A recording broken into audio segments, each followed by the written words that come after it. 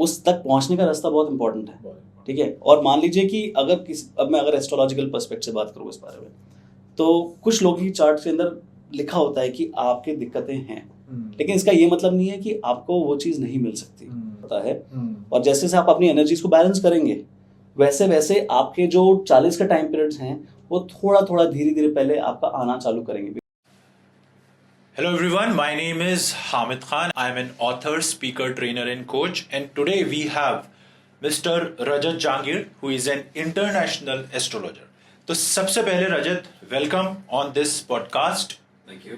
और एस्ट्रोलॉजी जो है वो आजकल काफ़ी चर्चा में है और काफ़ी लोग जो एस्ट्रोलॉजर्स हैं उनके पास जाते हैं। बट सबसे पहले मैं ये जानना चाहूँगा आपसे कि एक होती है इंडियन एस्ट्रोलॉजी और एक होती है वेस्टर्न एस्ट्रोलॉजी, और आप हैं international astrologer. So what is the difference between them? International astrology और इंडियन एस्ट्रोलॉजी की अगर बात करें, पहले अपन बात करते हैं ये आई कहाँ से। बिल्कुल ठीक है। सो देखिए, जैसे काफ़ी लोग बोलते हैं कि एस्ट्रोलॉजी जो है वो इंडिया की इजाद करी हुई है, कुछ हद तक सही भी हैं, लेकिन जो एक्चुअल एस्ट्रोलॉजी है तो अपन थोड़ा और पहले चलते हैं। 2000 BC की अगर बात करें, सो I think there was a place in Mesopotamia. Let's just say that there was a place in Iraq जिसको अपन मेसोपोटामिया बोलते हैं। okay. वहाँ पर सबसे पहले कुछ जब डिगिंग्स हुई थी तो देखा था कि लोग जो पहले थे उन लोगों ने स्टार्स और ज़ोडिएक्स के अलाइनमेंट्स रीड करना चालू किया था। okay. ठीक है। तो सबसे पहले कहते हैं कि जो असली इजाद है, ठीक है, वो वहाँ से हुई है। Over the period of time फिर हम बात करें कि जैसे ग्रीस के अंदर बात करें तो ग्रीस के अंदर इन लोगों ने पैटर्न्स को आइडेंटिफाई करना चालू किया था, ठीक है। And then later on they started saying that okay, किस प्लैनेट की पोजीशनिंग कहाँ पे हो रही है। फर्दर डाउन द लाइन जब हम बात करें 1500 BC के आसपास की, तब हमारे इंडिया के अंदर काफ़ी सारे लोग थे जिन लोगों ने मिलकर एस्ट्रोलॉजी की स्टडी करी, and that's where it all started from, ठीक है। तो इन स्टार्स कॉन्स्टलेशंस का जो एक्चुअल मतलब है वो क्रक्स करके इंडियन एस्ट्रोलॉजी बनी थी, ठीक है। तो वहाँ से वैदिक एस्ट्रोलॉजी चालू हुई। तो अपन जैसे बोलते हैं ना कि कौन से ऋषि हैं जिन्होंने बनाना चालू किया था एस्ट्रोलॉजी, काफ़ी लोग बोलते हैं ऋषि पराशर हैं। तो ऋषि पराशर ने तो बहुत सारी चीज़ें, सारे ग्रंथ एक साथ मिक्स करके एंड उनको स्ट्रीमलाइन करके सारे ग्रंथ बनाए थे। लेकिन चालू तो उनसे पहले काफ़ी सारे जो ऋषि थे उन लोगों ने की थी। हाँ, but at the same time astrology जैसे बोलते हैं कि क्या ये इंडियन है, तो आई वुड से नहीं, पूरी तरीके से नहीं, बट एस्ट्रोलॉजी डेफिनेटली अलग अलग जगह से आई है एंड इंडिया ने उसको फर्दर उस लेवल पे पहुंचाया है कि आज की डेट में Indian astrology is known as the best astrology. And because Indians are well known for creating the rightest path to the predictive astrology, मतलब कि जितना भी हम प्रिडिक्ट कर रहे हैं आज की डेट के अंदर, वो जो इजाद हुआ है वो इंडिया से हुआ है। अब वेस्टर्न एस्ट्रोलॉजी की अगर आप जैसे बात करते हैं, वेस्टर्न एस्ट्रोलॉजी के अंदर अपन बात करते हैं ज़ोडिएक साइंस की, 12 जैसे अपन राशियाँ बोलते हैं ना, ठीक है, तो वैसी 12 ज़ोडिएक साइंस जैसे इंग्लिश के अंदर बोलते हैं। तो ये जो चीज़ है कि किस बर्थ टाइम के बीच के अंदर अगर कोई बंदा पैदा हुआ है तो उस समय को, उस ज़ोडिएक साइन को उन लोगों ने वेस्टर्न एस्ट्रोलॉजी। बर्थ चार्ट आजकल तो अवेलेबल है, क्योंकि आज के अगर जो बच्चे हैं उनका राइट टाइम पता लग जाता है, राइट डे पता लग जाता है। लेकिन पहले के ज़माने में जब हॉस्पिटल्स नहीं हुआ करते थे, दाइयाँ होती थी, if you have heard about it, तो वहाँ पर हमें कैसे पता लगेगा कि ये बच्चा इस पर्टिकुलर दिन पे, क्योंकि मैंने ऐसा, आप लोगों ने भी काफ़ी देखा होगा इस चीज़ को कि हमारी दादी दादा इन लोगों के जो बर्थ डेट होती थी वो होती थी 1 जनवरी और सन कोई सा भी। तो ऐसे केस को आप मतलब कैसे हैंडल कर पाते हैं? चालू करते हैं एक इम्पॉर्टेंट पॉइंट से। मेरे एक जैसे बहुत क्लोज फ्रेंड है, उनसे मैंने पूछा था कि आपका बर्थ कब हुआ था, तो कहता है यार मेरा बर्थ तो गांव में हुआ था, लेकिन मुझे पता है मेरे जो मौसा जिस दिन बरस रहे थे ना, हाँ, उस दिन मेरा जन्म हुआ था। ओके, ठीक है। तो उस हिसाब से, उस दिन के हिसाब से लोग बोलते हैं अच्छा उस दिन पैदा हुआ, ठीक है। तो पुराने जमाने में ग्लिचेस तो रहते होंगे, बिल्कुल ग्लिचेस रहते हैं। काफ़ी लोग बोलते हैं अच्छा मैं होली के दिन पैदा हुआ, कुछ बोलते हैं कि अरे मैं कहते हैं नवरात्र के 7वें टाइम पैदा हुआ था इस सन के आसपास, तो समय मुझे नहीं पता, लेकिन इतना पता है कि शाम होने वाली थी। तो कुछ लोग इस तरह की डिटेल्स भी देते हैं।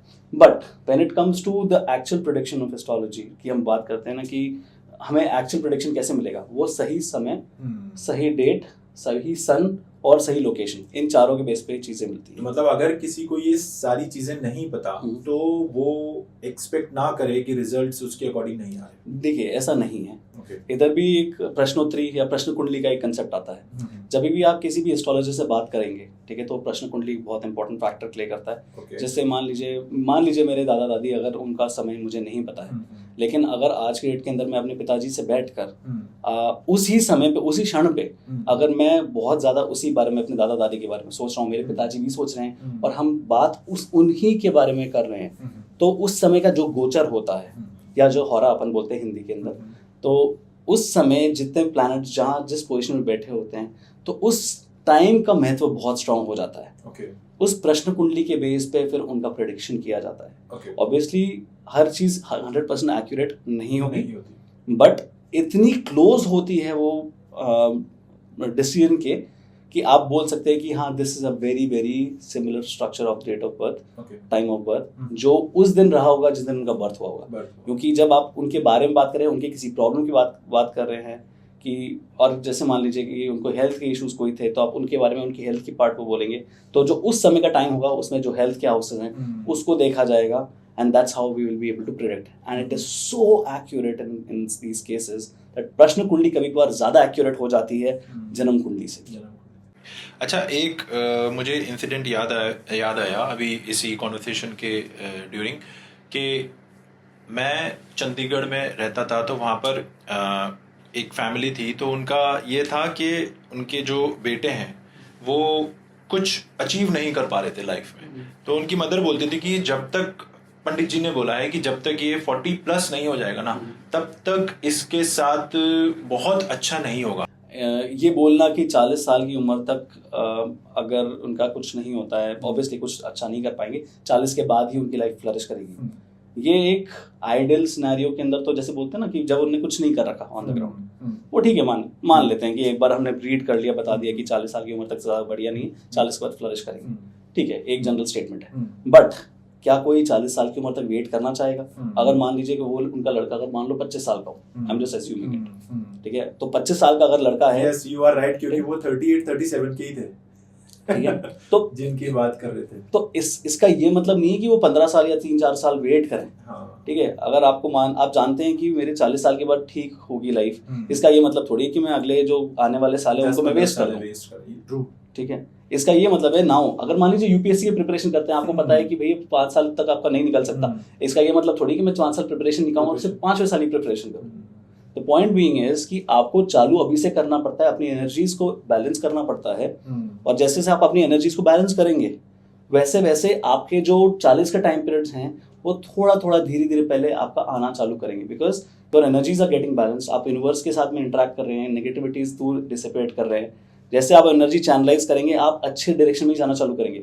मान लीजिए अगर आप उनको 40 के समय पे बहुत बढ़िया मिलना है, तो ये मानना चालू करिए कि अगर वो 37 से लेकर 38 की एज में आए, उन्होंने एनर्जीज ठीक बैलेंस करना चालू करी, तो एटलीस्ट उन्होंने अपना डायरेक्शन इस तरह खोल दिया कि 40 की उम्र पे मान लीजिए उनको बहुत कुछ मिल सकता था, या फिर थोड़ा बहुत मिल सकता था, तो वो बहुत कुछ मिल सकता है, बहुत कुछ, बिकॉज जैसे कहते हैं ना, सीढ़ी वो चढ़ना जब चालू करेंगे तो then he will be able to prosper in a better way when the time really comes। कि ऐसा क्यों होता है कि अगर मैं मान लीजिए मेरी आई एम स्कॉर्पियन, ठीक है ना, मेरी स्कॉर्पियन जो राशि है मेरी, वो एक न्यूज़पेपर में भी सेम आनी चाहिए, दूसरे में भी सेम आनी चाहिए, तीसरे में भी सेम आनी चाहिए, क्योंकि according to the date time और सारी चीज़ें हो रही हैं वो तो सेम होनी चाहिए, बट वो डिफरेंट क्यों होती है?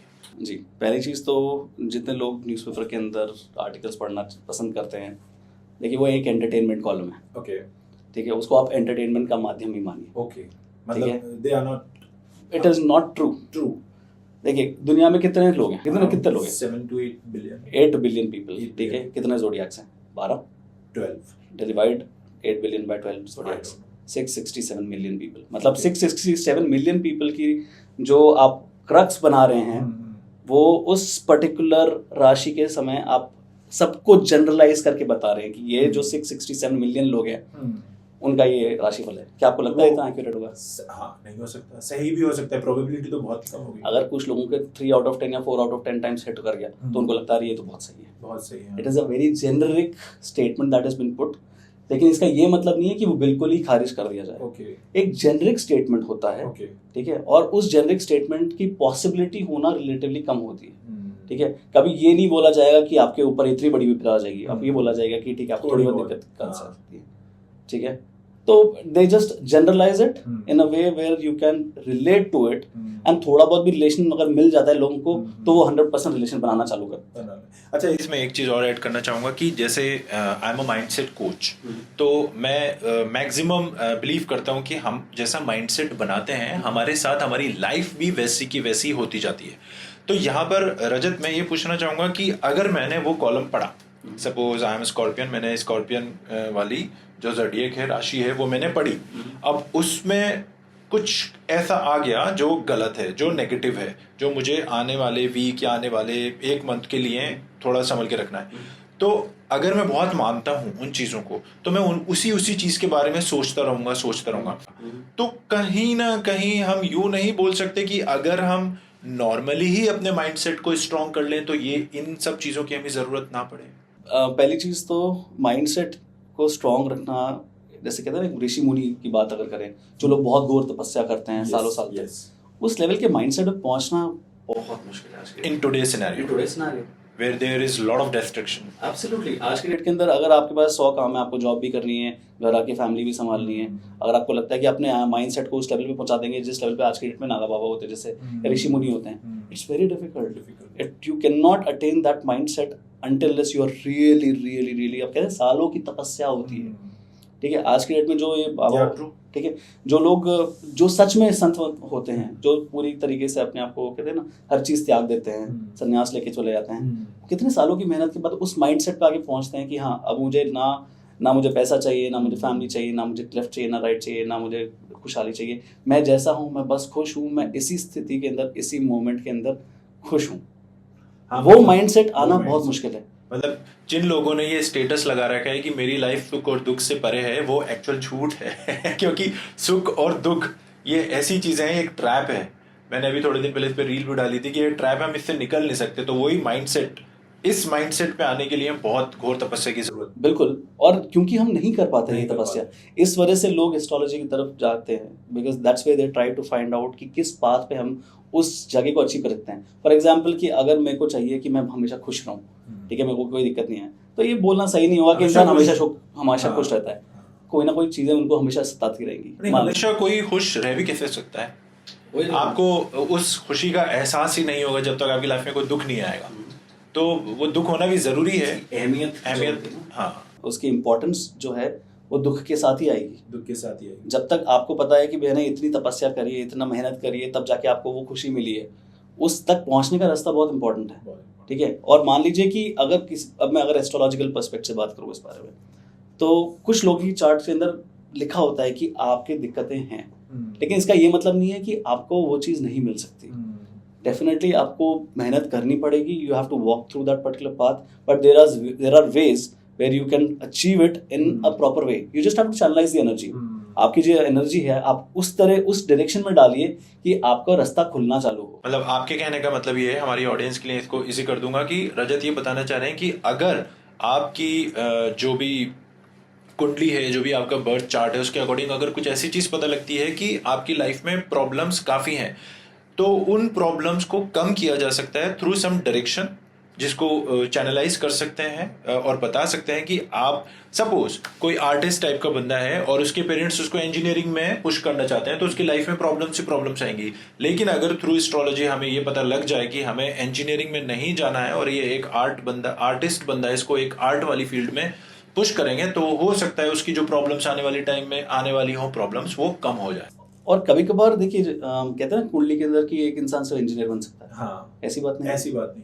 इंजीनियर के अलावा वो 100 चीजें भी कर सकते हैं। There are a lot of engineers who are doing lot of things. Exactly, there are many. Like I'm pretty sure that you have also done your engineering. Yes. And now you are at a very bigger of a height. Absolutely. So इसका ये मतलब नहीं है, अब अगर आज की date में बोलूँ कि भाई कार्तिक आर्यन ने भैया अपनी इंजीनियरिंग करी थी, ठीक है, और अब जाके वो कहते हैं टीवी में आ गए। बिल्कुल। कितने तो स्टार्स जो हैं आज की डेट के अंदर जो IIT से निकले हुए हैं और आज के डेट में सिर्फ मीडिया के अंदर है। और अच्छी बात यह है कि जो इंजीनियर अपनी इंजीनियरिंग छोड़ के कोई दूसरी फील्ड चूज करता है वो 100% तो नहीं बोलूंगा, 80 to 90% सक्सेसफुल जरूर होता है। ये स्टडी है, पूरी एक स्टडी है। अगर उसमें आप अपना पूरा डेडिकेशन, जैसे मैं हमेशा बोलता हूँ सक्सेस इज अ मिक्सचर नमकीन, उसमें सारे इंग्रेडिएंट्स होने चाहिए, तो वो सारी चीजें अगर आप पुट करते हो तो definitely you will achieve the miles. Absolutely. And जो करियर पाथ होता है ना, इंसान जरूरी नहीं कि सिर्फ एक ही करियर पाथ उठाए। हाँ, जहां पर उसकी एनर्जी सबसे ज्यादा वायबल होती है उस करियर पाथ में वो सबसे ज्यादा फ्लरिश करेगा। लेकिन there are multiple paths of career a person can choose.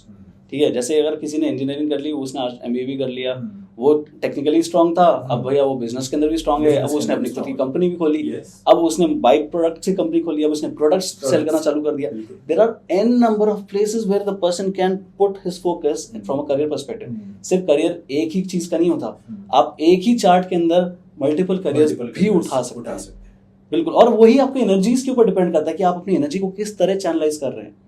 ठीक है, और अपना करियर को जिस तरह आप उफान पे लाना चाहते हैं वो हर चीज आपके चार्ट से डिफाइन होती है। There are some remedies that people can still do to see how greater of heights that they can achieve in one single career and also get into multiple set of careers. तो मैं आप सबसे गुजारिश करूंगा कि आप जितना से जितना हो सकता है इस पॉडकास्ट को शेयर करें, ताकि जो भी एस्ट्रोलॉजी के जो भी मिथ हैं वो उन सब से हम दूर हों और हमें एक सही डायरेक्शन मिले, सही टेक्निक मिले कि हम इसको कैसे यूज कर सकते हैं।